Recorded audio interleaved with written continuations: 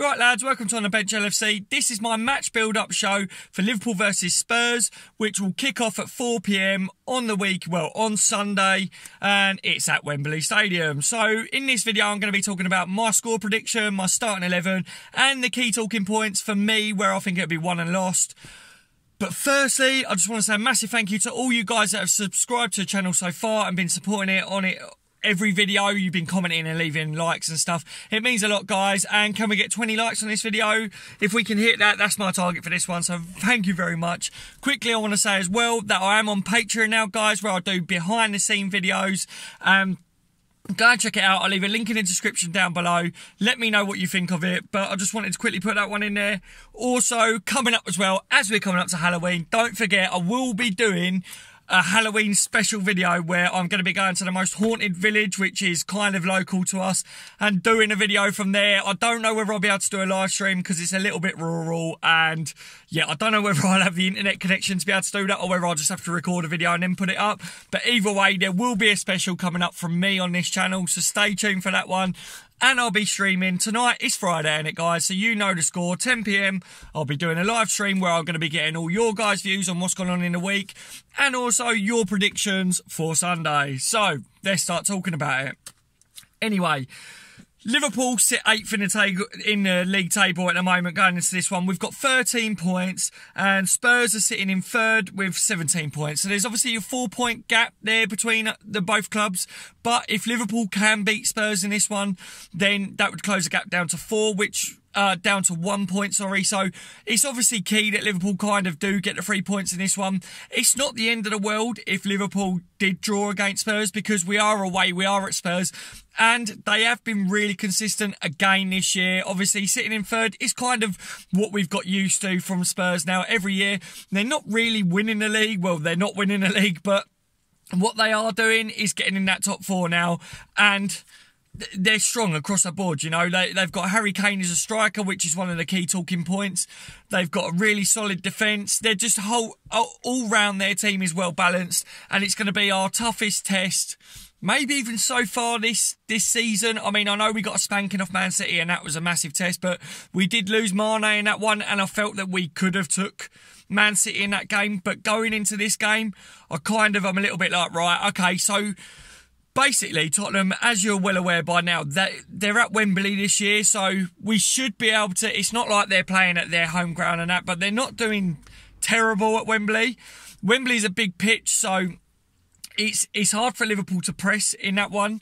So yeah, I don't know, guys. I feel like this game is probably going to be our biggest test. It's definitely going to be our biggest test this week. We had Man United last weekend and we did well against them. I know people wanted to win and were saying, I can't believe you're happy with a draw. It wasn't that I was happy with a draw, like I said before. It's that really going into it on the form basis. Man United destroying everyone, Liverpool not doing too well. I thought it was a good result. Going into this one, I'm expecting Liverpool to we need to, with the result against Man United and then in midweek with that massive result, the goals look like they should be flowing now. So hopefully we can kick on from midweek and get some more goals in this one. But it is going to be a test, guys. It's going to be a real test, like I say, probably our hardest yet.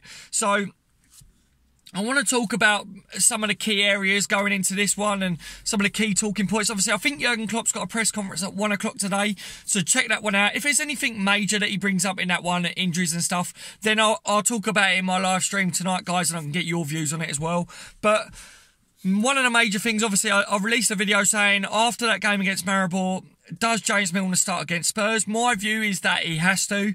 If a player plays that good in a game, then they don't deserve to be dropped out. And if he doesn't make this one, then what has he got to do to get into the starting 11, you know? And also, what kind of a message would that send the other players at Liverpool that don't start every week that, yeah, you could play your socks off and be, the best player on the pitch, and we're still going to drop you, you know? So it's a bit difficult. It's very similar to the goalkeeper situation at Liverpool at the moment, and I don't know, it's something I wanted to bring up going to this one as well. Obviously, Liverpool, Mignolet is our Premier League goalkeeper, isn't he? So he looks that he'll come back in and playing in goal there. But then Karius is a Champions League one. And the rotation out, I just don't feel like it's going to work for too long. At the moment, I feel like we're not doing too bad. But the goalkeepers aren't happy with the situation. Obviously, Karius is lucky that he's getting a play in the Champions League. But then he kept a clean sheet. He wasn't really tested, but he did keep a clean sheet, and then now he's dropped for the game against Spurs, you know. And then Mignolet didn't put a foot wrong against Man United and has been progressing. He looks better, yet he's not featuring in the Champions League. So I don't know. My views on it, guys, is that Mignolet will probably leave next year. I'd like to get your guys' views on it, but I might do a separate video where we talk mainly about the goalkeeper area, because it is a big talking point, and I'd like to see what you guys think on it, you know. But I don't know, going into this one, like I say, it is very similar to, does James Milner start or not? Because it don't matter how good Mignolet or Karius plays in goal, they're going to get dropped. So that's why I wanted to bring that one up. But for me, he does start. I want to know who drops out for you guys. If Mignolet does start for you, which I think pretty much at least 80% of my subscribers do think that he should start from what I can tell. So who drops out of the team? If I quickly do my starting 11 and then we'll talk about it a bit more. So I think what you're going to see, the changes from the game on the in midweek against Maribor, you're going to see Mignolet come back in goals, Karius drops. I think Trent will drop and Gomez will come back in. So you've got Gomez, Matip, Lovren and Moreno. I'd love to see Robertson get some game time, but I think Moreno's just keeping him out. I mean, Robertson didn't even... I don't think he even made the bench for that game in midweek. So Moreno's obviously being consistent at the moment, more than what we have seen from him in a long time, and he's doing really well. He is playing really well. So I think Klopp sees Gomez, Matip, Lovren and Moreno as his strongest back line at the moment, until obviously Kleiny comes back from injury. So I think that's where we're going to see that, if you know what I mean. I think that's what our back line will be, with Mignolet behind. Then in midfield, if I tell you who I think it will be, I think it will probably be Henson will come back into it, because Klopp did say over the Henson situation that it made sense to give him a rest in midweek, but he is captain, so he should return for this one. So that's a massive talking point, obviously, at the moment, because a lot of you guys split and differ that about Milner. If Milner comes back in, then Henson should drop. I did say that I don't think Milner and Henson should play in the same team. Very similar to Gerrard and Lampard when they played for England. Two quality players, but didn't seem to be able to get the best out of each other when they both was on the pitch. I believe that's similar with Milner and Henderson, but for me, I think Henson is going to come back if I'm looking at what Klopp's going to do. If he does look at it that Milner had a quality game, then Milner's going to start. And for me, I think maybe Emre Can drops in this one, because Klopp is playing Can as that holding midfield role at the moment when Henson's not there or whatever. So I don't know. It does depend on tactics, and I'll talk about that a little bit later on in the video. But I think it would be Can that would drop, because Wijnaldum kind of gets in and does everything, doesn't he? So I think Klopp's not going to want to lose Wijnaldum in that position. And then the front line, I don't think it's going to change. I think it's going to be Salah, Firmino and Coutinho. I don't think Klopp's going to look to change that at all. They were dangerous, weren't they, in midweek? Yeah, so I think that's what the starting 11 will be. What would I like to see the starting 11 be? I'd like to see, well, I'll just say it's going to be Mignolet anyway in goal, but I'd love to see Gomez anyway, Matip, Lovren, and I'd love to see Robertson get some game time in this one. I don't think he's going to do any worse than what Moreno will actually do for us. I don't think Moreno deserves to be dropped, you know, but I would like to see Robertson feature more. And in a game where it could come down to set pieces and that, and getting balls into the box, Robertson's better at crossing the ball in. So, yeah, I do think that I'd love to see Robertson in, with Milner on the right crossing balls in and Robertson on the left crossing it in. I think would be really dangerous, you know. So that's what I'd like for the back line. And then in midfield, I personally would like to see Chan as a holding midfielder, and then James Milner and Genie in that midfield. That's what I would like to see. I don't think it would happen, but that is what I would like. And in the front line, I think I'm going to go with Salah. It's got to be Firmino in it, and then Coutinho. So I wouldn't change the front line. But Chamberlain, now there's a lot of talk. Does Chamberlain start in this game? Look, guys, I don't think he's going to start, but it is a key talking point. Chamberlain did well when he come on against Man United. He got his first goal in midweek. Klopp even said that now, after getting that first goal, it will puff out Chamberlain's chest, basically just saying it should boost his confidence and give him the confidence to kick on now and really show his qualities. We know that Klopp sees him as a winger and that he's been training entirely as a winger and not as that midfielder, so we're not going to see him come into midfield, and I can't see him, if he's going to be a winger, I really can't see him knocking Salah out at the moment. Salah's an absolute champion and he's really doing well. He's not going to drop Salah. Coutinho, there's no way he drops Coutinho. Firmino's going to play up top, because Klopp likes him up top. So Yeah, I don't know. Like, I don't think Chamberlain starts this one, but I would like to see him come on around the 60-odd minutes mark and get more game time than what he did against Man United. I think he needs more. I don't think bring him on with 10 minutes left. One of my qualms with Klopp at the moment is the fact that he brings on subs quite late, and it doesn't really give the players that come on a chance to get involved in the game and really change it. If we're winning, it's not too bad. Like we was against Maribor, it didn't matter that we brought him on late, but if it is a case that we really need goals, bring on the subs earlier. You know, that's what I would like to see, but just my views on that one. So yeah, that's who I would like to see in our starting 11 and where I'd like to see us go. I don't think it will happen, but yeah. Also, for me as well, I think if we're looking to get a goal and say we got Robertson on the left flank, even Moreno can put a ball in, but we got Robertson on the left flank, we got James Milner, and we saw how good he is going down the right and crossing it in, then why not give Solanke some more game time up top as well? I don't know whether I'd start him, but I'd definitely give him half an hour if we're looking for that goal. I can't see why it would hurt. Some of you guys, I think, would want to see Sturridge feature more because he needs more game time. I know that's your views on it, but I just would like to see a bigger striker up top that can get his head on it and really cause a problem like that. Obviously, the other one that we had like that is out on loan, which is Origi. So, yeah, I think I may be wrong with this one, guys, but I think Origi's actually got an injury. So, I don't know, but come the stream later, I'll look it up anyway, and I think I read something on that. So, I'll let you guys know on the stream anyway later. But that's my starting 11 and who I think it will be and who I'd like to see. So my score prediction for this one, I actually think, guys, that it's going to be a 2-2 draw. I would take a draw because it's away. It's not at their home ground because it's at Wembley. But like I say, they are being consistent. They are a strong team. They're strong defensively. I think we can go and get goals because we proved in the week that the goals are starting to flow, hopefully, again.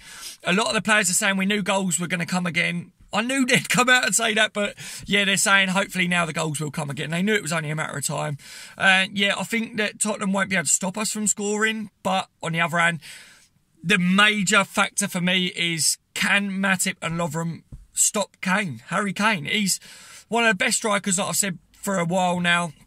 Look at the geezer would have been in the background. Look, big shout out to the geezer would have been. Sorry, lads, I'm digressing. Obviously, I've been saying a lot recently about Harry Kane and how good of a striker he is. What he brings to Spurs defensively as well as attackingly. I think that he's going to be a real trouble for us to defend against. And because Liverpool, obviously, we have been better defensively, haven't we, recently? But because Lovren, we're looking, come January, we're hoping to get someone in like Virgil or another defender that suits us a bit better than what Lovren does. But recently, Lovren, whether it's a tactic thing or what, Liverpool have been a bit stronger defensively. Lovren seems to do well against these bigger type players, which I don't know why, because he's not exactly the lump that Liverpool need. But you saw against Lukaku, Lovren did well against him. Matip, obviously, being paired with Lovren, it's a good partnership. It is a good partnership. They didn't feature too much until recently they're starting to get run. And I think, as well, one of the key reasons why we're doing better defensively, one, we ain't really been tested too much, so we can't really say how good we are being defensively recently, but we're seeing a consistent defensive line and not too many changes, which before it was kind of like with injuries and stuff like that and kept changing centre-backs in, like Clavan was coming in a lot of things, but now we are seeing Matip and Lovren paired up a lot. We are seeing Moreno featuring on every game on that left wing, left back spot, you know. So the players are learning each other, and hopefully that is one of the reasons why we're looking better defensively. Plus, we're defending better as a unit, so that is going to be key against Spurs. Look, Spurs are going to be coming into this one confident as well. Liverpool will be confident because of our hammering and Maribor in midweek. We're going to be coming into this one buzzing. But on the other hand, Spurs had a really good result against Real Madrid. And from what I saw and read, they went at Real Madrid. So there's no way that when we go to Wembley on Sunday that Spurs are going to sit back defensive against us. There's no way. If they're going to go and get at Real Madrid, they're not going to try and sit back. They will try and get at Liverpool. So it will be an open game, which is why I'm going with a 2-2. I would love for Liverpool to nick it and get 3-2 or 2-1 or whatever, but it's our toughest test yet for me, guys. So I really do think that it will be a draw, and I'll take that. I want to know what you guys think. Leave it in the comment section down below. Whether you think that, would you be happy with us taking a draw there, or do you think that we should be getting a 3 point? We do need the 3 points. We need to close that gap now. If we can get these 3 points and close the gap on Spurs, and then be sitting up tighter, like with the top 4 teams and pushing on. Come January, then this dip in form that we had might be a thing in the past, and we might not even think about it. If we can really start to kick on now and then come January improve and strengthen the squad, then I can't see why we can't go on and push this year as well. I'm not getting ahead of myself because we've had a couple of games, you know. Man United, we took a draw, and Maribor, it's Maribor, isn't it? So I don't want to really say that we're going to kick on now and stuff, but hopefully we have seen a turn in that dip of form and that. Let me just look at my notepad, obviously my trusty notepad where I write down all my notes and that, just to make sure I haven't missed anything. So something that I did write down here, which is another key talking point for this one as well, guys, that I quickly want to touch on. What tactics Liverpool approach this game is going to be how we kind of see a result, if you know what I mean. Against Man United, Klopp didn't go all out. It was quite conservative. We didn't push right up, and it really surprised Mourinho, which we're well and truly aware of. Mourinho come out and said he was shocked with that one, and we managed to get a draw. And to be honest, if we would have managed to get a goal in that one, then we would have been looking at it going, bloody hell, like what a masterpiece that was from Klopp. But because it was a draw, everyone's going, oh yeah, we were too conservative and that and blah, blah, blah. It didn't work. I think it did work because we drew against one of the teams that are fighting for the league this year in a stage where Liverpool are really not playing well. So it did work. So what do we see in this one? Do you think that Klopp's going to come in conservative against Spurs because they are going to look to attack us? Or do you think that we're going to be same old Liverpool, press high, like we did against Maribor? We went at them. I don't know. My personal views is that we may start the game and try and get a goal early because then that way the pressure is on Tottenham, and being at Wembley, that is maybe the way to go forwards because it's not their actual home, if you know what I mean. It could really put the pressure on them. They know that it will close the gap if we get a win. They're going to want to get a result. So that is probably what I think we'd do, is come out, really go out and really press, and then maybe dip off a little bit, you know, around half time, and then towards the end of the game, if we need to go up. I don't know, but I'd like to get your views on it. Do you reckon we're going to play like we did against Man U or like we did against Maribor? Leave that in the comment section down below as well.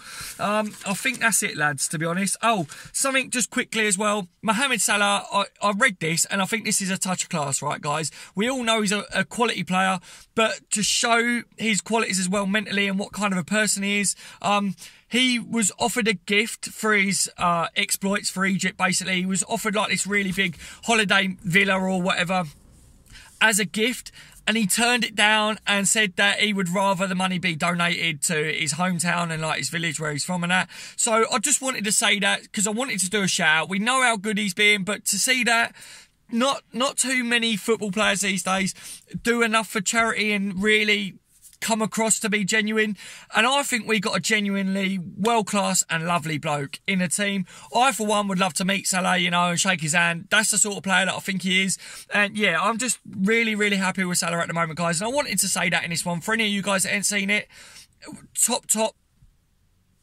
I don't know, just top geezer, you know what I mean? Like, with things like that, like, we don't see it often enough, do we? And I really like that, so I wanted to say it anyway, guys. So as always, like I said, 20 likes on this video, guys. Subscribe to the channel if you haven't subscribed already. Don't forget, check out my Patreon page as well. The link is in the description. Go and check that out. Follow me on Twitter. Follow me. I'm growing on Facebook now and Instagram, so make sure to check them out as well. I'm going to be doing a giveaway over the next couple of weeks, and your chance to win that, you will have to be following me on Twitter as well and Instagram if you've got the accounts, you know. So it will mainly be Twitter and YouTube that you're going to have to be subscribed to me and following me. And yeah, so just get in there, follow me on the other things as well, so that you're definitely in with a chance of winning, guys. But I will speak about that more in the stream tonight. You take care, guys. I hope you have a lovely day, and I will speak to most of you on the stream later. Take it easy, lads.